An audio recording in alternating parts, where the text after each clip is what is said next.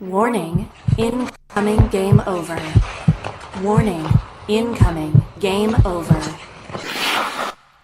Oh, incoming game over, and we have with you the two folks from Montreal. I am joined today by Andrew Berkshire. How's it going, buddy? I'm doing well, man. I mean, fact is, I'm surprised to see that there's a lot of frustration on the old social media there regarding the Montreal Canadiens tonight. Is This is there? a team that was just down 3-1 in the third period and ended up with a point where all the teams around them in the standings lost. Is there So really? this Are is a people big pissed? night. Yeah, people are upset on I don't know about on pissed is not social the right word. meds. I think disappointed that they didn't beat the Islanders, right? They played well enough to win. I think that They did. that's fair enough. But okay, before we get into all this, and hey, everybody, how's it going? We're really happy to see you.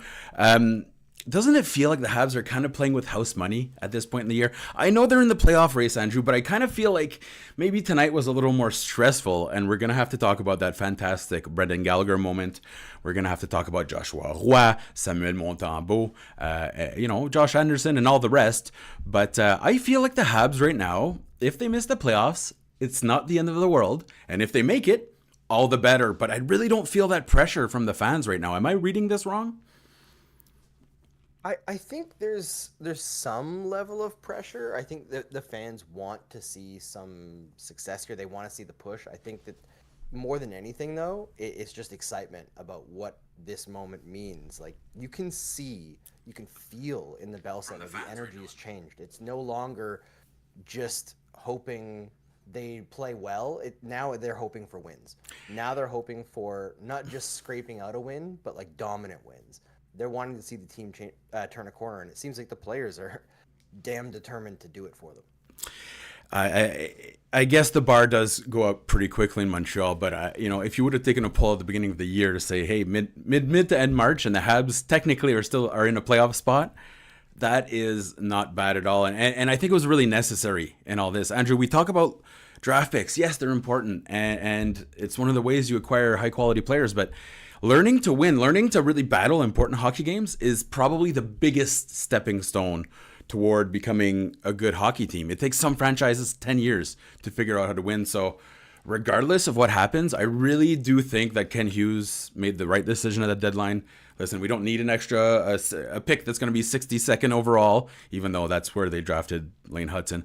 But, to keep the And chemistry. Arturi Lehkonen was And 62nd, wasn't he? I think he was just number 60, or no, he was...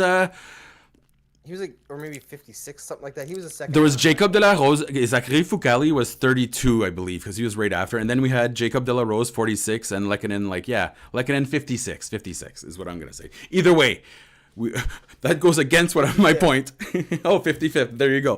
I remember being so excited about Delarose, too, and his brother sent me a message. He's like, hey, my brother plays in the NHL. How much money does he make? And I was like, ooh, that's not up to me to answer, Mr. Delarose.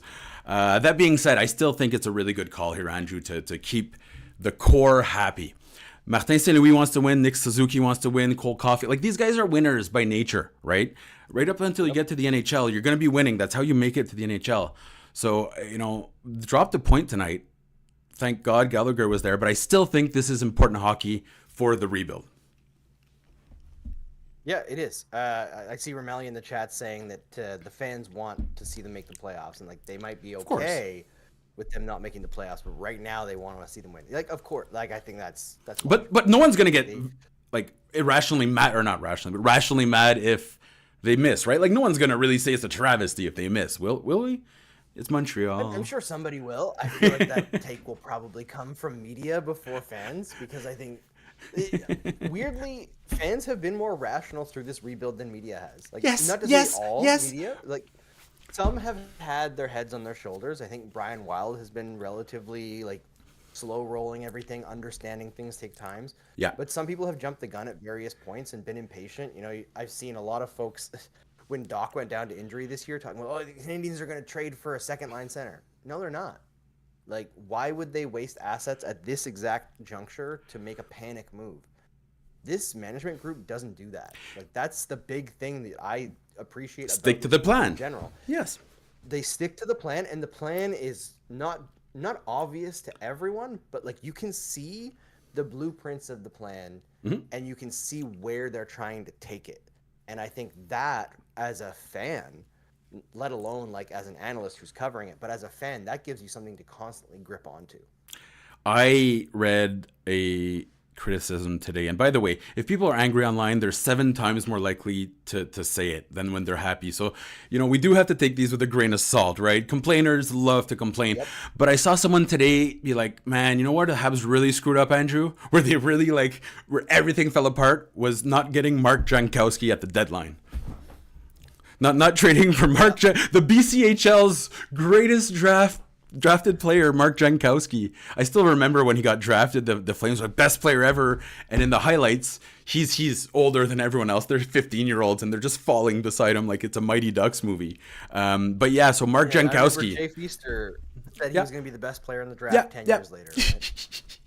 I love that. I absolutely love that. I mean, what else are you going to say? But yeah, that's putting it high expectations. Speaking of hi Claire, how's it going, buddy?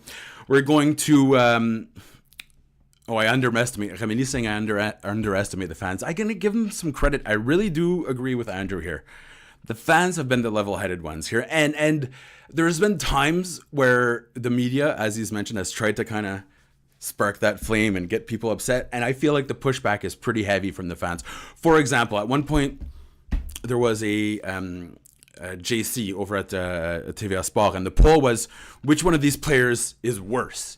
And the only reaction for fans are, why are you wording it like that? Like, why are you purposely putting it into a negative light? And Andrew, that's the kind of stuff that I used to in the last 10 years be like, okay, what are we doing here? But fans, I feel, have been kind of rising to the occasion and avoiding, kind of like Dave Chappelle in that skit, just like, get out of my face, get out of my face. I'm dancing going to the middle of the ice. And I do have to give Montreal fans credit. They've been really, really patient, in this rebuild, because Marc Bergevin was right at one part. The patience would not last forever. It's still lasting now, and I'm proud of Habs fans. You know what? I don't think Marc Bergevin was right about much. I think he was right about half the time, at best. I think the idea of fans not being patient, that comes with screw ups, right? Yeah. The Buffalo Sabres fans have been remarkably patient. They're pissed off now. It's been, 12 years? Well, it's rebuild 3F at this point. That's the thing. Exactly. How many plans can you burn through before people get pissed? And I think that's where, from Marc Bergevin's perspective, the fans wouldn't have been patient because he did not give the fans much something to go with, to grasp onto. Yeah. They had Carey Price, they had PK Subban, rookie Galchenyuk, Gallagher, Pacioretty.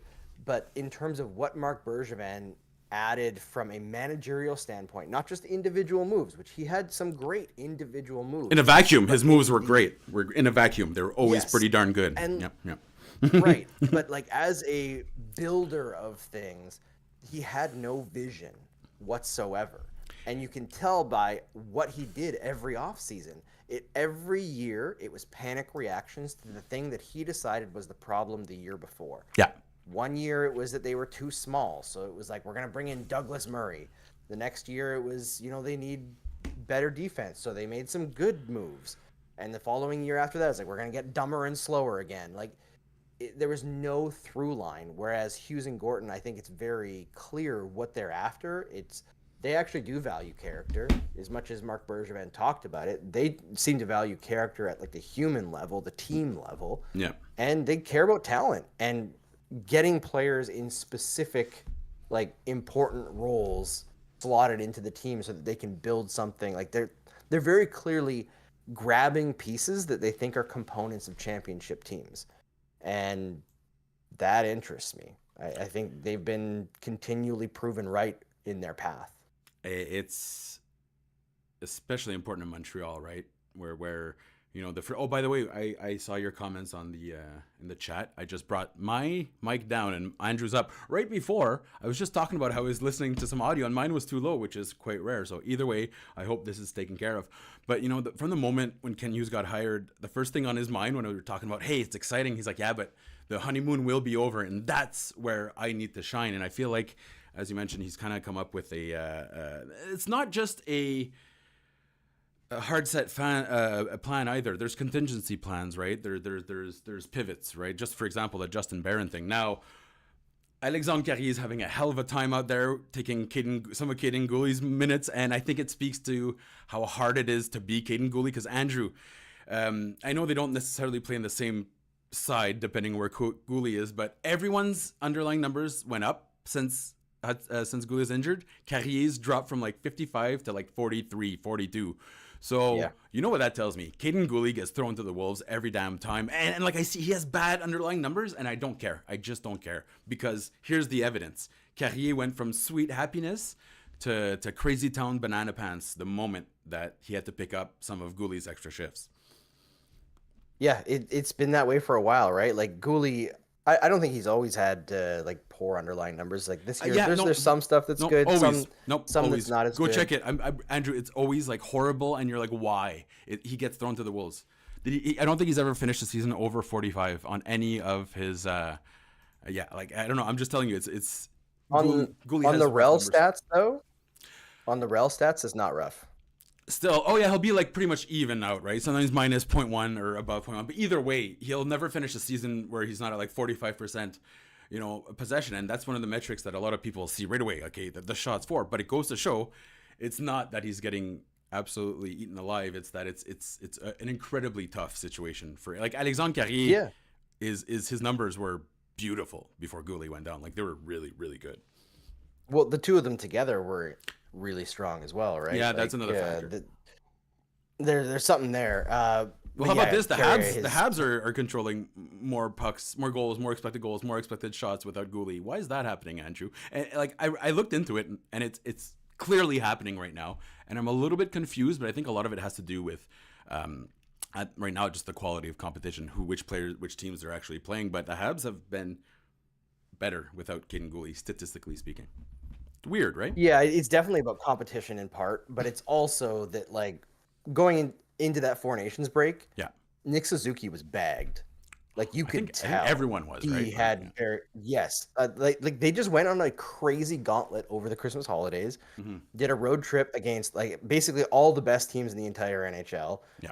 While traveling 25,000 kilometers, and then came back and had like another gauntlet to go through with like really strong teams, and played relatively well, but started racking up the losses. And then that break, like Suzuki, Caulfield, Slavkovsky has been dynamite since then. They've had some games where not as great, but like Slav especially has been incredible. And Suzuki's a man possessed. It's funny because, and I'm going to write about it tomorrow, but once again, we got the, is he a number one center talk out? And let's be 100% honest, that only comes from Toronto. Like it's he is a number one center. And I think Andrew, it's not just that he's a number one center. I say that right now, and I'm going to look into it tomorrow, and I'm going to dig through everything. I'm going to make it quite effing clear. I'm going to go ahead and assume he's actually probably in the top half of most number one center stats when you compare it to everyone else in the league. I'm going to guess he's between 10 to 15 for most quality, for most important statistical categories. There are 11 players in the entire NHL who have a higher goals above replacement than Nick Suzuki this year. Yeah, but imagine he wasn't a second line center. He'd be getting 180 points a year. It's Imagine if he wasn't placed in every single possible high leverage situation, if he hadn't missed a game in like his entire career. Like there is no situation where Nick Suzuki is not the first guy to get tapped on the shoulder. Go. He still does everything. He's doing double power play shift now too, which I don't mind. And St. Louis is one thing he hadn't been doing before. He's shortening his bench sometimes, throwing Suzuki just for the odd extra shift in there, and I love it. That's good coaching right there. But the level of disrespect has almost become comical, for Nick Suzuki. If you go back, Andrew, everyone says Josh Anderson, who man, he's playing really well, right now.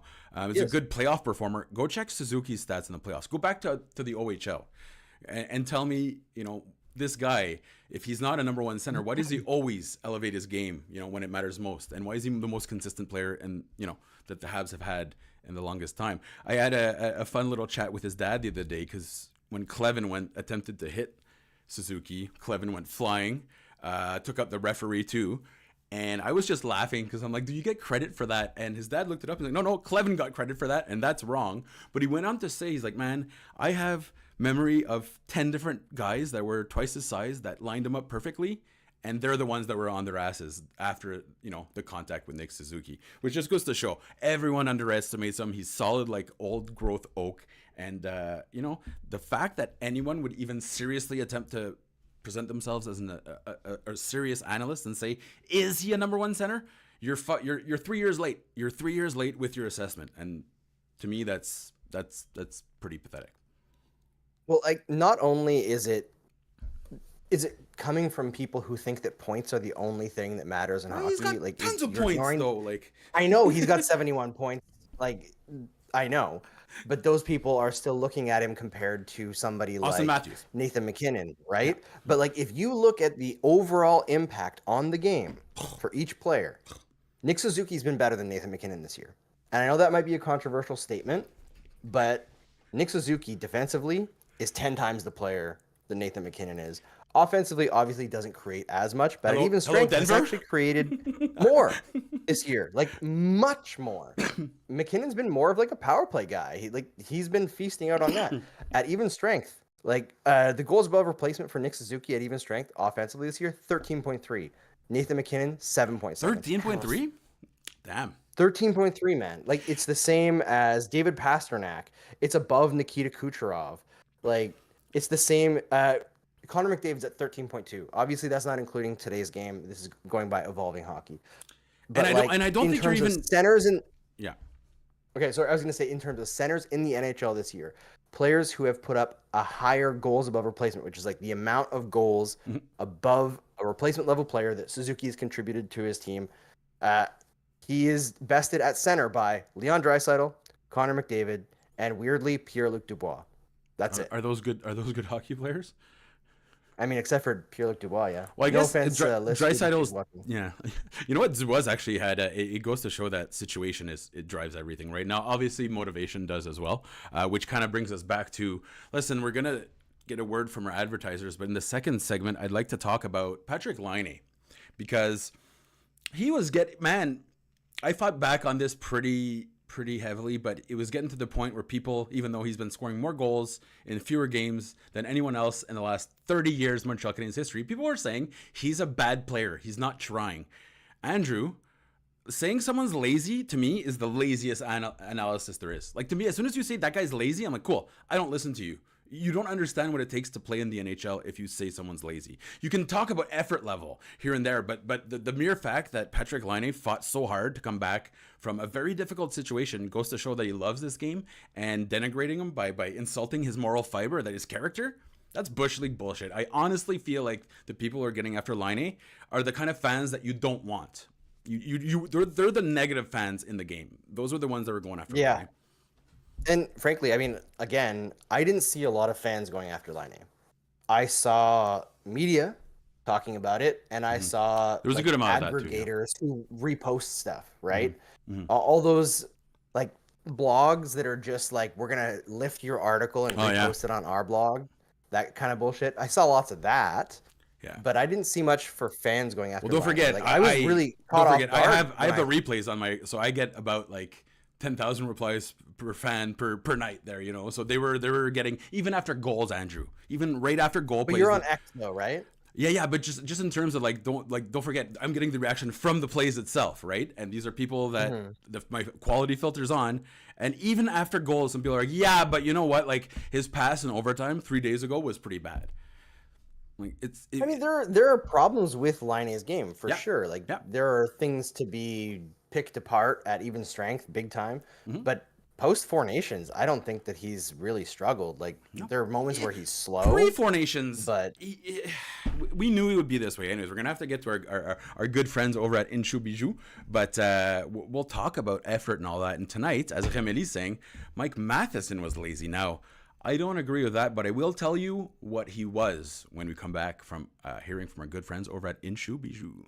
We are so excited to tell you about our new partner here at Game Over Montreal, a delightfully witchy goth and glam jewelry store making handcrafted art that varies from subtle silver to gold pieces to glamorous bespoke. Inchu Bijou is more than just a company. They've built a community through advocacy and a welcoming attitude that has made them an institution here in Montreal. Located in the historic Chateau Saint-Ambroise, Inchu Bijou also runs seasonal themed markets called Maleficarum Market, or Marché Maleficarum en français, where artisans from all over get together and showcase and sell their wares. Drop by 4000 Rue Saint Ambroise, Suite 278, and say hi to Astrid and the Wicked team. Or head to inchubijou.com and enhance your style. The next Maleficarum Market will be on the weekend of February 8th and 9th.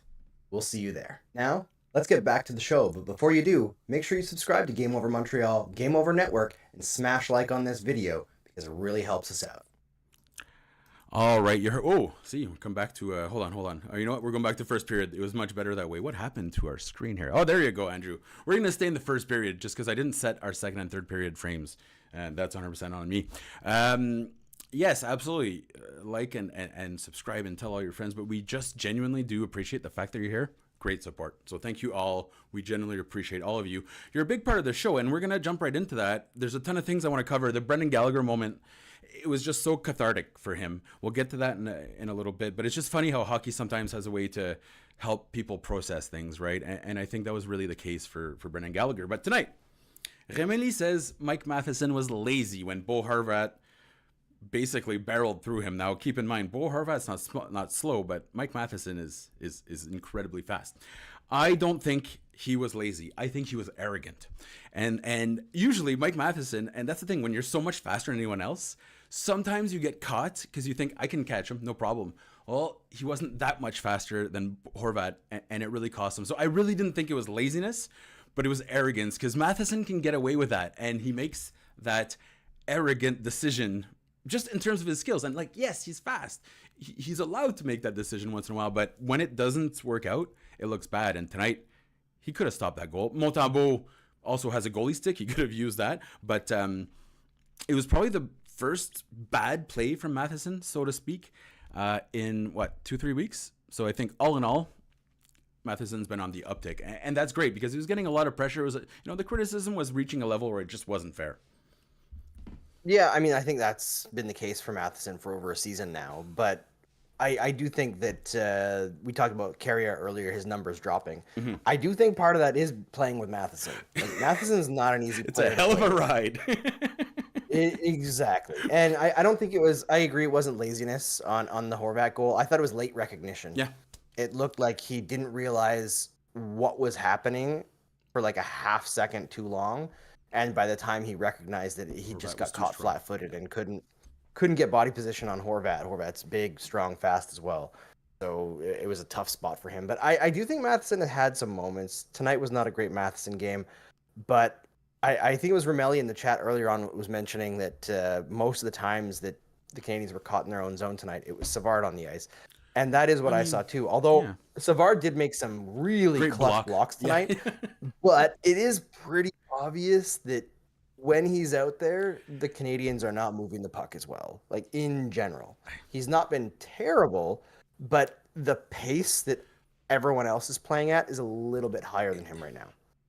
He has been terrible. You're being nice. He's been terrible. And he's been a huge anchor on every single player that... I'm sorry. I'm so sorry. David Savard was the nicest guy, and I have to do this ramble every time, but he's poison on the ice for their underlying numbers. When Struble was paired with Savard, terrible. Just terrible. Hudson, obviously, is a big... but automatically his numbers jump in the 60% range. When Hudson was paired with Savard, boom, 40% range. Gets away from him, 55. When Jacky is with Savard, boom, 35. With anyone else, 55. Andrew, is there a pattern here? Is there, I don't want to be mean, but if the hockey matters, you might want to consider, it's harsh to say, but if you really want to make the playoffs here, I'd almost consider looking at Laval's option. There's not much. You can, Reinbacher's slowly coming back. Mailloux, maybe Engstrom complaining is off, but David Savard is an issue right now for the Montreal Canadiens. It is, but you know what the solution is if they make the playoffs is Goulet, who everyone assumed was going to be out until next season. All of a sudden is skating for over a week already, and I don't know how hard he's skating, but if he's skating now, 15 games from now, he could be ready. Going from Goulet to Savard, or Savard to Goulet. It's just... That's a big upgrade, man. Your first pairing right now, and full credit to Jayden Struble, because I think he's adapted quite well to Lane Hudson. And for once, you have that classic, big tough guy and quick agile guy, and it's working out really well. Like those combinations rarely work out. The thing is, Struble wasn't always a big tough guy. When he was in Northeastern, he was the one that was driving the play as well, right? So he's no, he knows how to drive the play, and he knows how to anticipate Hudson. It's been working out well. But ideally, when Struble falls back down to Jacky, those two together, Andrew, they were nearing, I think, 55, 56 in expected goals. They're controlling the shots. They were controlling the goals. They're controlling the scoring chances. If that's your third pairing with Gouli, you're right. I'm a lot happier about the defensive situation. I don't know why, but, I also thought Gouli was out no matter what. I heard they had to put a tourniquet on his leg when it happened. And, that's war stuff. That's like Battle of Waterloo stuff right there, So, listen, in Montreal, rumors run rampant, but I was under the impression that it was one of those, he lost a hunk of flesh there. Yeah. I mean, I wondered if the reason why Josh Anderson started wearing cut-resistant stuff is because of seeing what happened to Caden Gouli, and I find it good call, overwhelmingly interesting, but also terrifying that the first game that he wore that cut-resistant stuff, he could have had his career ended by an Achilles slice. And not saying that that's a for sure thing if you get a slice on the Achilles, but at Anderson's age, with how much his game relies on skating, with how many struggles he's had to get back to this point in his career where he's a contributing player, it would be horrible. And instead we have this really exceptional story where not only did he get out of that and not add to his ridiculous pile of injuries he's dealt with this year, but then he comes back and he's the engine that drove that comeback win against the Ottawa Senators. This season, we're in year one of the Canadiens being relevant. And we've already got Josh Anderson, one of the best stories in the NHL, frankly, to me.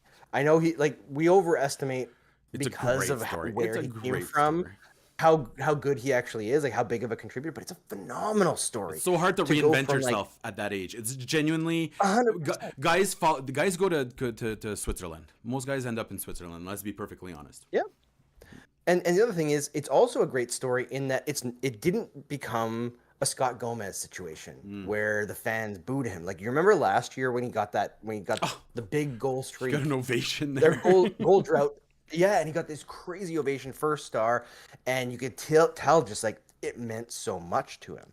Yeah. And I feel like that carried him through. You know, like the fact that the fans they gave a shit, right? Just like he gives a shit in the game. And then you've got Brendan Gallagher, similar situation, injured to the point where like people are like, this guy's not going to ever play got a claw. Normal hockey. One again. Claw and like one peg. Yeah. And he looked miserable out on the ice in like 2021. Numbers 22. collapsed. Just miserable. Everything looked bad, right? And now he's a contributor again. Like, he looks like Brendan Gallagher of old. Maybe not scoring like Gallagher of old, but like his goal numbers are good for the minutes that he's playing. His production is really strong. He's making lines work again. And then this, obviously the situation with his mom who passed away, I believe today or last night. He scores that empty netter where Stützle, of all people, is diving into the net behind him of Brendan Gallagher. I know it's a serious discussion, but did you see the picture of like Stützle? Like into his ass, hanging in the loop, and then hanging in the loop, and then he just he took out the net sideways. It really looked like someone did a terrible Photoshop on Stützle. Yeah, I couldn't help but laugh at that one. Sorry. If somebody wrote a fictional book about the Montreal Canadiens and Ottawa Senators rivalry, no one would buy that happening, right? It was storybook, and then he does the hand over the heart to his mom, and his mom passes, and today he scores the goal that ties the game. Like, man, resilience. Like, you want to talk about emotion? You want to talk about sports mattering and like making you feel something? That's what sports are about. We love the game of hockey, absolutely adore it. And I loved what Martin St. Louis said earlier today about Gallagher, but like sometimes like playing with a team and having that team supporting you, like that helps you get through these big moments of emotional turmoil. And it's just those incredible moments always stick with me because that's what you remember 10 20 years from now. Like, Stanley Cups for sure, but sometimes it's those little regular season moments where the right player at the right time has their time in the sun, and It's been really fun to watch down this stretch for the Canadiens where they're playing meaningful games. And as much as it's great to see the young kids, take the reins, and they're the engine behind the team, clearly. Mm-hmm. The veterans finding themselves, Dvorak this year, totally different player. Jake Evans, again, like, guy just finds another level every time. UL Armia, another great season after starting last year in the American Hockey League. Like, this is a team of redemption stories and growth stories, and you can't get better than that. And just how perfect is it that Gallagher is the one that he epitomizes the resilience, right, in the club. Like no matter what, Andrew, it's always Gallagher. It could be 9-1 and he's pushing, and we kind of overlook those moments when it's 9-1 and Gallagher's pissed off and he's getting penalties and he's really trying. It's because he cares. Now some people will disregard that and say, oh, he's just a hothead. No, like, that will bother him that night. So just the fact that these young guys are seeing Brendan Gallagher go all out, how can you not follow his lead? It's when we talk about the Canadiens being a resilient team, you skip by all those highly talented players and drop right down to Brendan Gallagher. He's the heart and soul, and I'm just so happy because I felt like, again, and I gotta stop being the like leave Brittany alone guy, but like people are really getting pretty harsh on Gallagher when even last year, Andrew, he had turned it around to a certain extent. Now the goals weren't going in, but Gallagher's resurgence started last year, about midway through, and he worked so damn hard, and he worked so hard that year to not get a ton of points, and people were destroying him. I wrote an article saying, listen, he's back. He's not going to get those 30 goal because he's not in the first line, but Gallagher's back. And the insults that were sent his way, I was just like, geez, this is the guy that literally blood, sweat, and tears, more blood than anything else. And I can guarantee you that when he hears that kind of stuff, it hurts him because he knows he's given it all, right? So just to see Gallagher find that rhythm again, kind of validate himself, very important as well. Obviously, cathartic moment with the mom, and he just welcomed a daughter into his life, as Emily, I believe, with his wife Emma Fortin. So there's much more going on behind the scenes, and it's also a good reminder that these guys deal with a lot. We often just laugh, say money solves everything or whatever.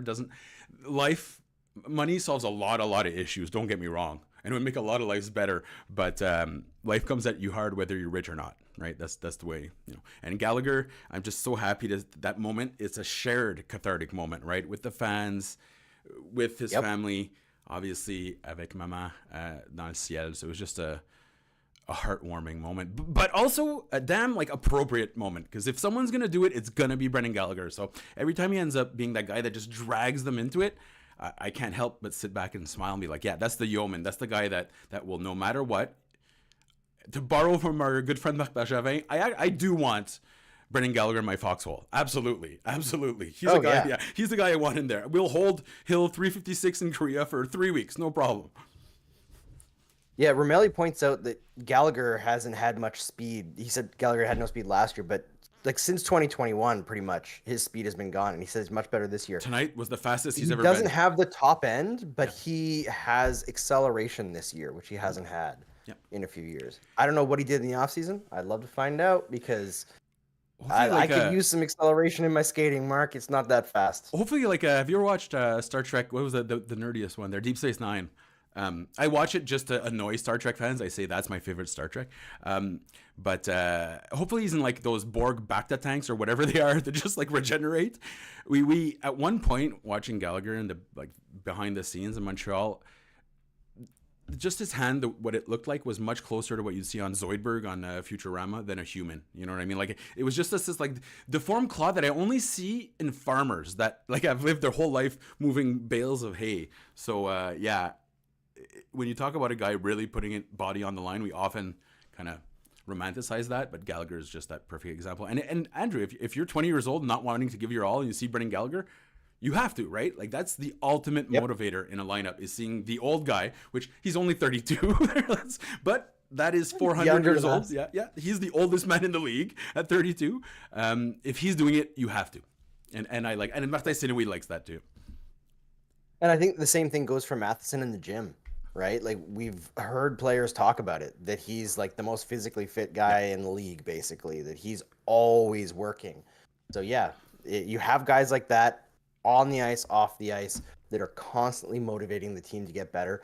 And just the way that players on this team talk, the way that Nick Suzuki talks about who he wants to be as a player. Like I posted on Blue Sky last game that I fully believe by the end of Nick Suzuki's career that he'll be considered one of the greatest clutch players of his generation. Oh, like Every open. time the Canadians need something, it's him. Like he is part of everything. He just finds a way, whether it's a tap-in goal like against the Senators to I think that was the tying goal, maybe the lead goal. Doesn't matter. Point is, Suzuki's always involved. Overtime goals, who's setting them up or scoring them? It's going to be Nick Suzuki. Like he's just Who's the defending guy. every league as well? Like yeah, it's Who's there all the time? Who manufactured the reverse sweep in juniors? who's controlling the neutral zone when the Habs haven't been able to get a puck up the ice. Then Nick Suzuki takes it upon himself, and then he's the finisher as well.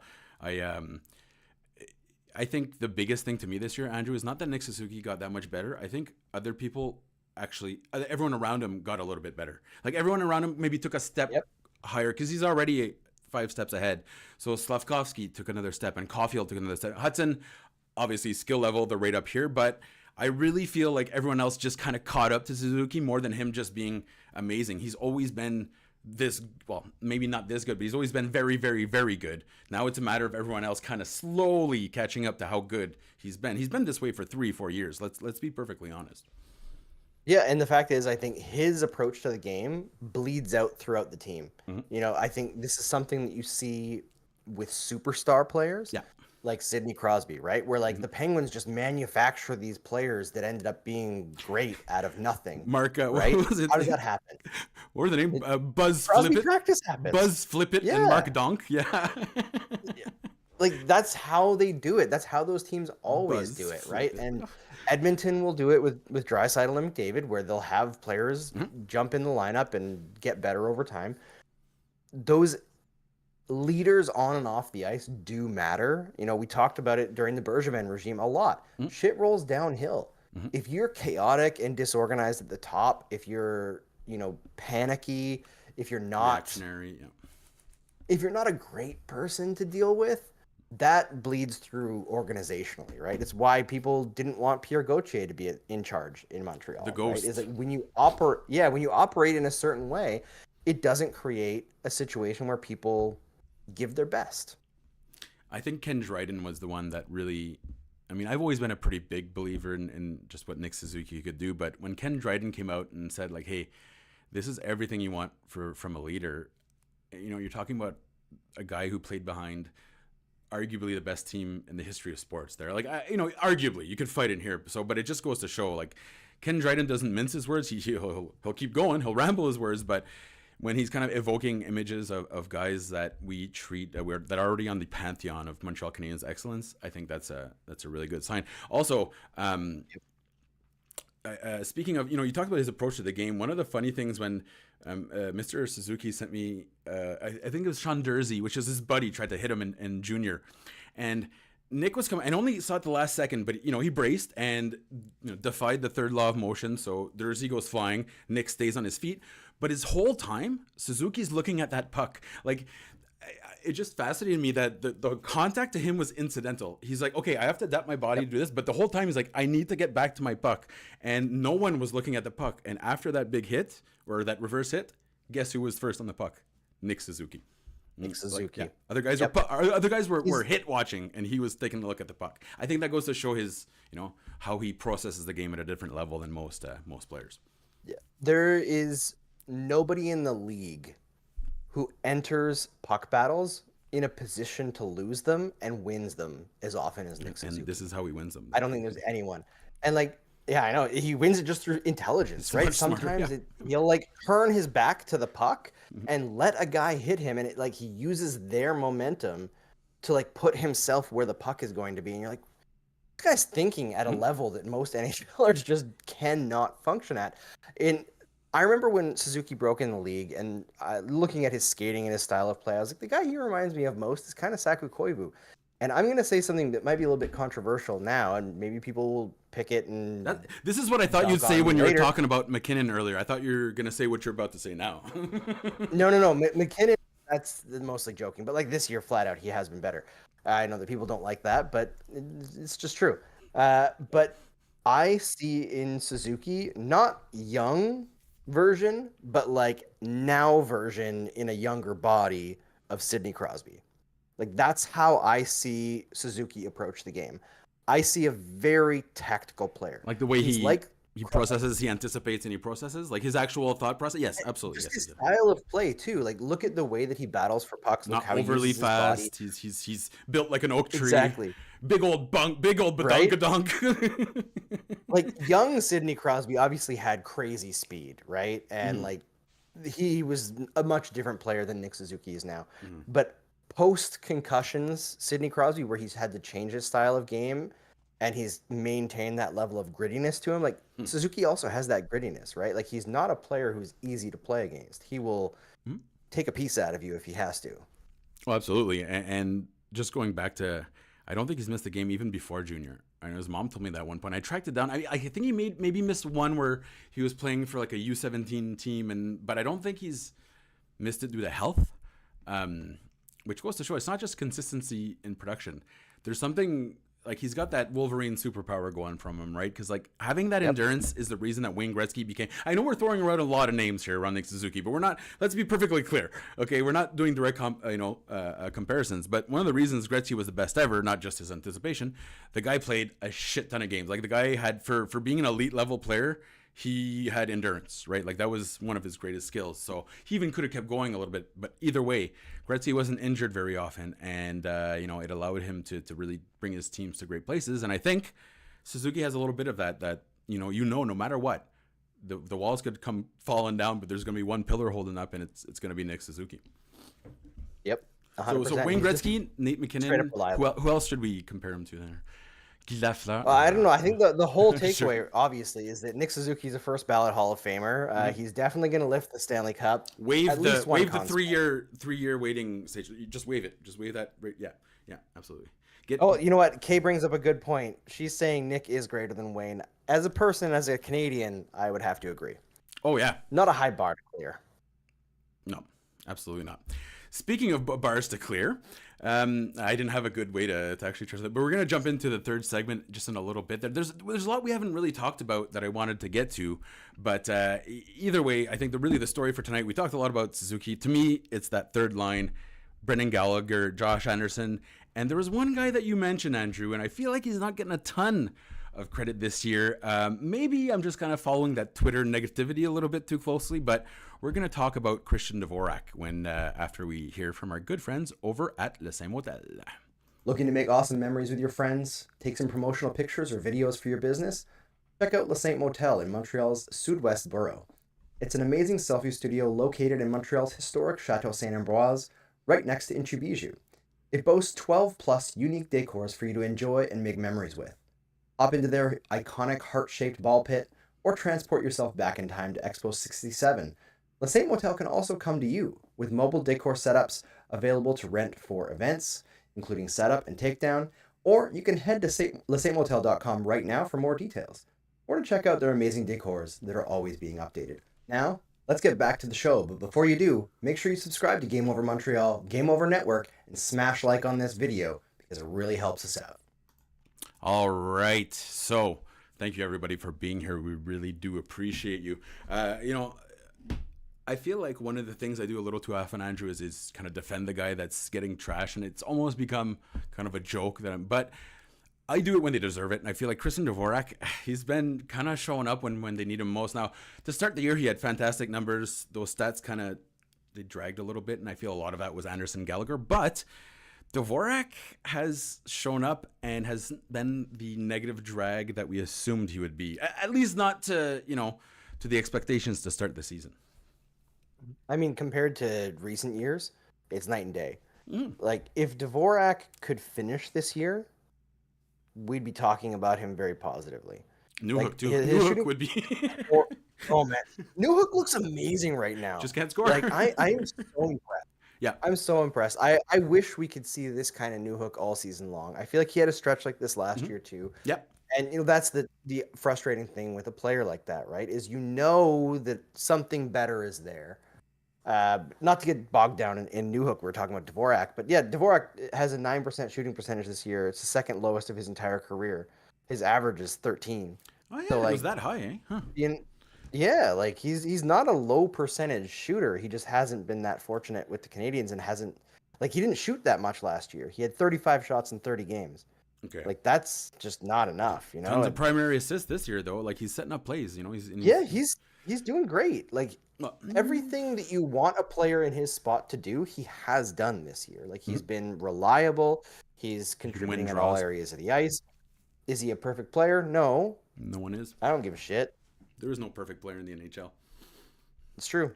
There was only one Lyle line, and there will never be another. It's right now we're kind of getting that a little bit from everywhere, right? We're kind of getting those important contributions from today. Joshua Roy scoring his first goal.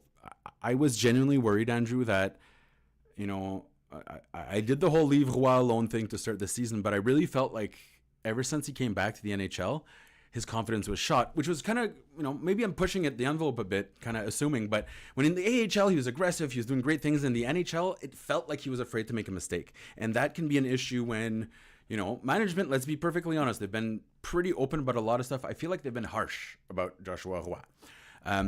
The goal tonight was exactly what Roy needed to do and exactly what Kent Hughes and Martin St. Louis want to see him do. Not only did he fight hard to keep the play alive, he outworked Noah Dobson, a few seconds later. So you have two, even if they wouldn't have scored, that would have been a great play for Joshua Roy.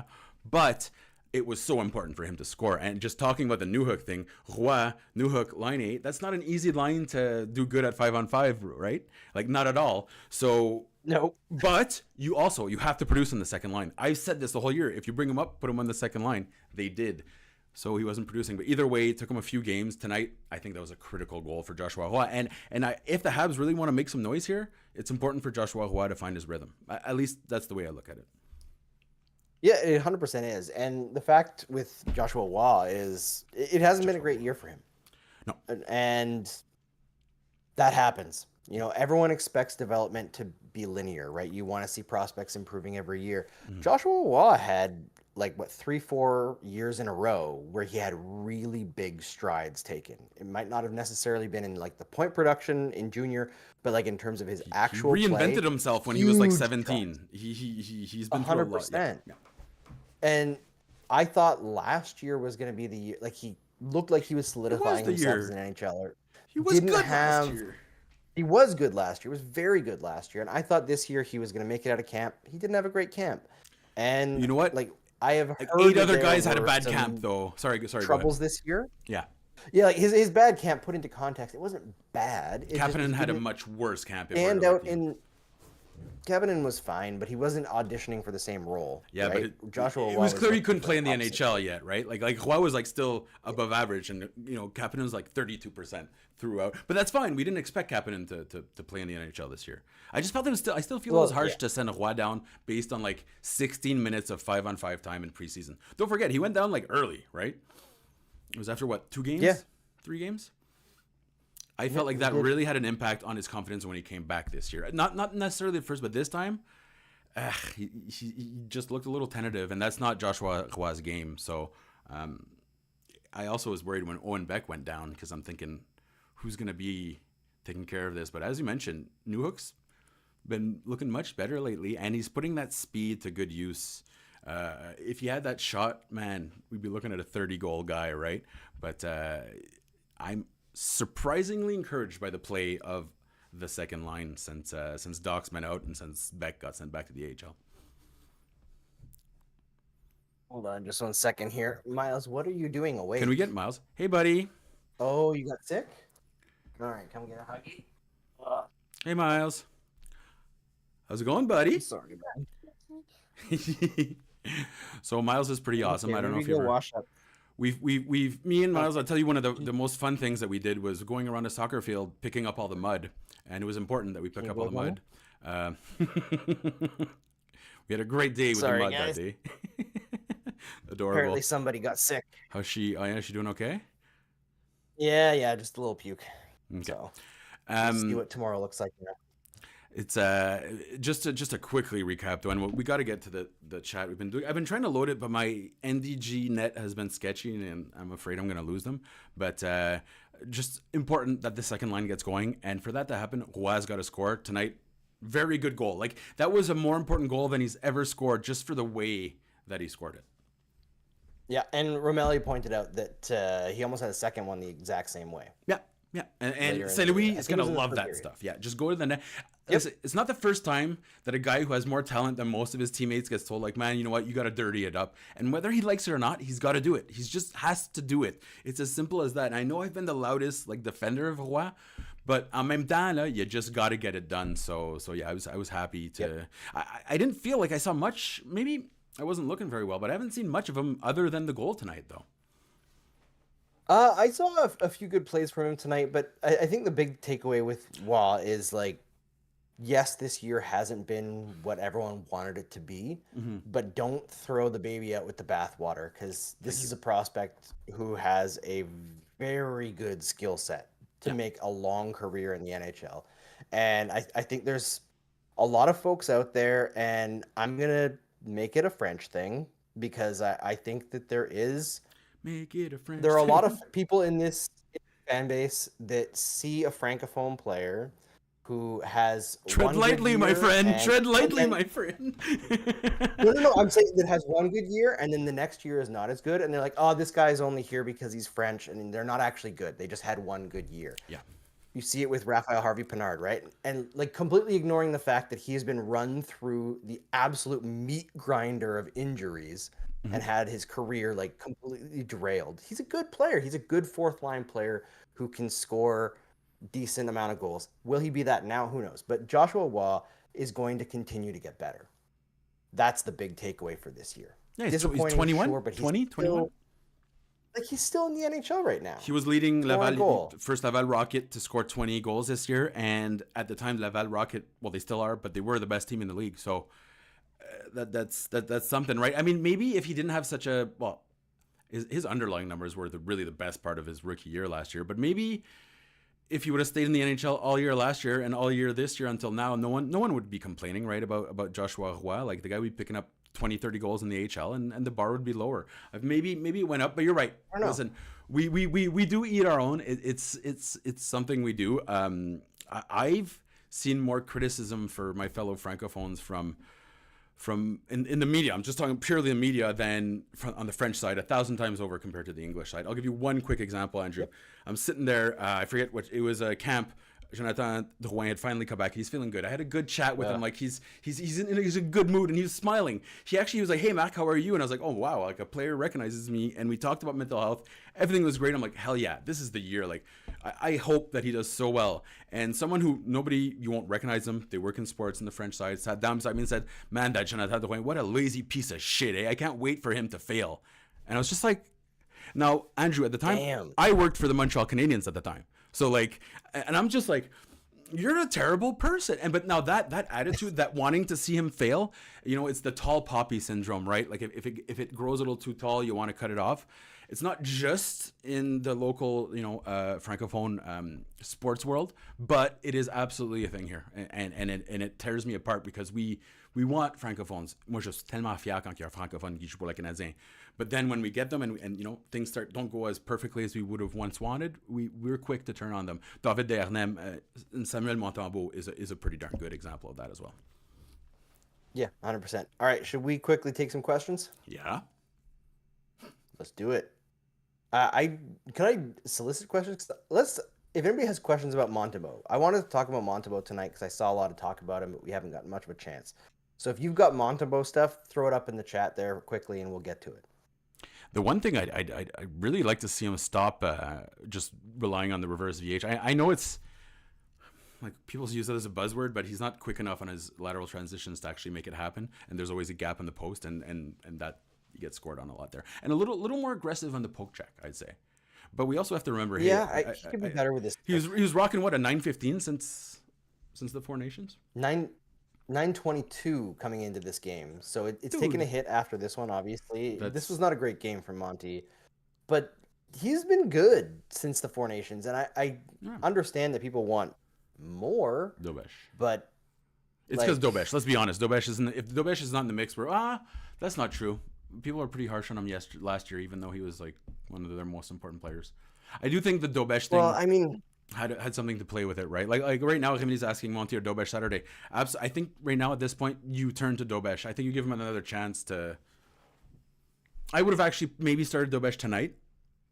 I would have started road. Dobesh tonight because you give Montembeault Saturday at home the way they used to always give Price. But, I'm not in that room. I would like to see them split a bit more time with Dobesh, but I understand the idea of they're in a playoff race. They think Montembeault is the starter, so, go for it. But also, I feel like Dobesh has the advantage that Montembeault looks very... chaotic in goal a lot of times. He's kind of and he'll allow some bananas. He'll allow some bananas once in a while. Let's Price did that too. Goals where you're like, oh geez, Yeah, and I remember that was a big thing, a talking point with Price, especially early in his career. But sometimes you just get caught, right? And Montembeault does get caught on long shots, like that Travis Hamonic goal against Ottawa. That shouldn't have gone in. There was a minor deflection, but even then it's like, nope, that's not. Usually, me, when there's a deflection, I'm like, all bets are off. But it's Travis Hamonic. It was his first goal since the Roman Empire, the Western Roman Empire collapsed. Okay, it was. Yeah. We have Thomas here mentions, according to Evolving Hockey, Montembeault has the 6th highest goals saved above average expected at all strength. That's are we talking just raw total number or per just his overall? I think it's GSA, right? GSA I think it's per 60. Oh, it's per 60. He's not one of the, he's not one of the time on ice leaders for goalies. Okay. But yeah, that's 3 straight years he's been in the top 10 by those metrics. So no matter what way you slice it, he is a good goaltender. What I was saying before the Four Nations was because they didn't take Logan Thompson, of the 3 goalies that they take, it's not even a competition who was the best. Sam Montembeault over the last couple of years has been by far way better than Aiden Hill or. I would have gone with Hill though. If it was me, I would have gone with Hill probably. Yeah. I would not. I would not. Either way, he's a bit part player and a Stanley Cup champion. Sure, it's great. It's just he was playing the best up to that point. I'm a big believer in you ride the hot hand, right, for goalies. But Binnington was a ride. I'll tell you that much. It was. Hey, they won. They absolutely, you can't complain. They did win. Kay is heading off. Oh no, Kay is not heading off. She's saying needs some time off. Natalie Petty mentions, I love Monty and I will defend him with my last breath. I have a whole rant on the subject. Get that rant ready, send it to us, and we'll play it. We'll play it the next. Seriously, if you want to record a rant, I'm not even joking. I will put it right in the episode next time. I love me a good solid rant, and if we start to get fan rants, oh hell yeah. I don't know, Andrew. I should have cleared this with you, but I feel like we should do this. No. I mean, this is something that I would love to do. If people want to send us fan rants on send us an Instagram reel or a TikTok. And we can just take that and show it on the stream, right? Natalie, if you got something to say, in the show. You want to contribute to the show? Yeah, absolutely. Do it up. I saw that Trizek says, "What's your walk-up song?" Now, I feel like most people talk about the walk-up song in reference to baseball. I'm thinking wrestling. I always think wrestling. Always. I think wrestling, and now MMA. I'm thinking more boxing. Yeah. That's what I'm into now, right? Yeah. What would yours be? But right now. The theme song to God of War Ragnarok, just full on intimidation. That's what I'd go with. Plus, I've got the beard. You do have the you could absolutely disrupt a northern Norwegian tribe and steal their grain and then bring it back to Sweden. I'd believe that. I'd believe that right. I was beating up Tito Curtis yesterday. Good old Tito. Yeah, I got to beat that guy up too. I haven't done that in a while. You know what? Have you heard? Did you watch Wolverine versus Deadpool? Yes. Okay, first of all, amazing. And the nerds online, they were just such nerds about it. And they called it in the movie. Anyhow, in there's a version of Like a Prayer by Madonna. And the remix they did in there, yep. I never thought that this would be a pump up song, but go online and check out the Like a Prayer remix and not the choir version, but in this version, they do bring in the choir. There's a whole, anyways, it's one of the best songs. You'll end up putting on your workout mix and you'll be like, hell yeah, Madonna, Like a Prayer. But my answer, I'd go with Tuesday's Gone or something really long or another really good song that was in the Deadpool is You're All I Need by Marvin Gaye and Tammy Terrell. Now that it would be a fun walk-up song. You know what I mean? Like, mess the guy up. You put on a Marvin Gaye, like, lovey-dovey song, I feel like you're already in their head because they're thinking of, like, the UFC. You're thinking of just good music. You just want to hear good music as you're walking up. So I'm going Marvin Gaye, Tammy Terrell, Tamil. With You're All I Need. Yeah. There we go. All right. Should we do one more question? Romelli asks if there's any word on Armia's wrist. I haven't seen anything, but I also haven't been checking socials.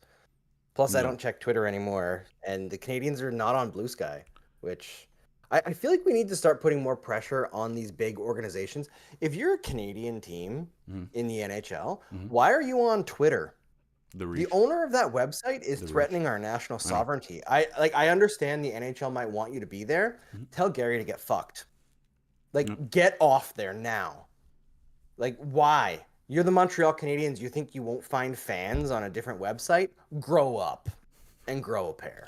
Like, that's my message to the Canadian teams on that. Like, get off that. They would just look at the numbers and say, absolutely not. And I agree with you. I agree with you. You know what, though? Look at the numbers. But look at the numbers on Twitter. For the Habs, like they Twitter was more of a and I'm not trying to defend them by any means, don't get me wrong, but Twitter is more of like an afterthought for the Habs. The big ones always Instagram, Facebook, right? Like Twitter was more of a that's where people bitch. But Twitter's their real-time reporting one, right? Like if they have a press release, it's going out on Twitter first. Apparently they've been delaying them for like an hour now. I didn't know about this, but I have to go because Sportsnet complained about the post games, and now the Habs are waiting to. Let's go. Hey, man, the world's evolving and coverage has to evolve alongside it. So, no, Andrew, you're absolutely right. You're absolutely right. But I'm telling you right now, if there's no financial benefit to it, there's no value. No, which real quick, we were talking about the socks earlier. A $20 investment can save a multi-million-dollar asset. I don't know why every owner in the team did not mandate cut-proof socks the moment that Erik Karlsson lost his Achilles. Like, if I'm a team owner, within 10 seconds, here, take the, they don't feel good? Fuck you, I don't care. Put them on. They're like, fuck you, put them on. Like, seriously, bud. I don't even care about your health. I care that you make me money. That's the way the owners would be thinking, right? So, yeah, just to get back on that, it blows my mind that they have that financial incentive right there, which is, hey, that's what they work for. Let's be perfectly honest. And they're not doing it. Neck guards, too. Yeah. Like, it's crazy to me that you're talking about $20 here, and they have insurance on these guys that sometimes it's so unaffordable that they have to find third-party sources, but they're not willing to put a $20, and listen, the players can't do much. Yes, they can complain, but it's a safety issue. So, they ratify the CBA on the spot, it's done. It's not that easy. Yeah, I mean, I know it has to go through like the players in the union. And the NHLPA would fight it, but you grandfather it in. You get the process going now. Same thing with helmets. Same thing with the visors. I think you have to start that. Just the Josh Anderson. And also that was such the crazy idea that the NHLPA is a stumbling block for pushing through safety. The NHLPA is the weakest union in sports. But it's garbage. The junior leagues, and I have no love for the CHL, don't get me wrong, but they're kind of spearheading this, and I think that's where you're going to see it from is the USHL, it's the NCAA. And, at one point, the guys are just going to do it, right? It's going to make sense. I'll tell you this. We would have had neck guards on a long, long time ago. So you know about Clint Malarchuk, right, Andrew? The goalie that got his neck cut? So yes. Do you know who the trainer for the Buffalo Sabres was at the time? He was a Vietnam Army medic. Okay, so he's a veteran. So he knew the moment exactly where to put it on the carotid. I believe it was the carotid, which is this one right here, to stop the bleeding, because if not, Clint Malarchuk dies on the ice. Fast forward several years later. Remember Richard Zednik? Yep. Which team were they playing against? Boston? But no, was it? It was the same trainer. I'm pretty sure it was Buffalo. No, you're thinking of the Zednik when he got like. Yeah, I'm thinking of the Kyle McLaren. Kyle McLaren. Yeah, I believe it was against Buffalo. Either way, it was the same Army vet, and he saved Richard Zednik's life. If that Army vet is not in place for either of those players die on the ice. I'm sorry, but it's crazy to me how lucky they were, but because of that luck, we're risking all. I don't know, doesn't it? I don't know. Either way, it was good fortune, but bad fortune to a certain extent, because if, we do need to protect these guys a little bit more than we did when child labor laws weren't exactly as strong, and we didn't have the weekend. So let's get these guys protected. I know I'll get called names by some people on the, but it's just logical at this point. Sports evolve and safety has to evolve alongside it, right? Yeah. Don't worry, they're rolling back the child labor laws in the States now too. So, last thing, we've got a couple questions in the chat about Hudson's last play in OT. David Hamilton says it was horrible based on result. I don't really analyze plays based on result because that can be really random. I think it was a poor choice for him to get himself that deep at the end of a shift because he was on with Caulfield and Suzuki before that. Mm-hmm. But overall, like Lane Hudson can make dangerous decisions, and that's how I want him to play. Yeah, because he's Lane Hudson. You absolutely. Yeah. No. I mean, it's high risk, high reward, and you can't bitch when the risk part comes into play. Yeah, and sometimes it will. That's remember when players like that.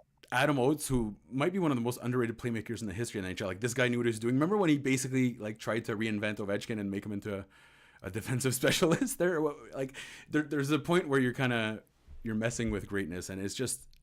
I will always say this when I got to watch the Habs against the Bruins at a lot of the archive tapes at the Bell Center, and I could bring you up, Andrew, a 20-minute video of Bobby Orr getting turnstile, just in and out. But then at the same time, you can assassinate anybody that way.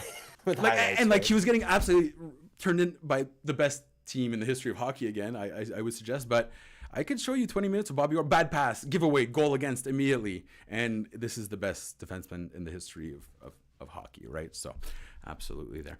Kay says she's a little envious and she wants a beard. I feel terrible. I want a beard too. I have no issue. I'll shave this off. You can have.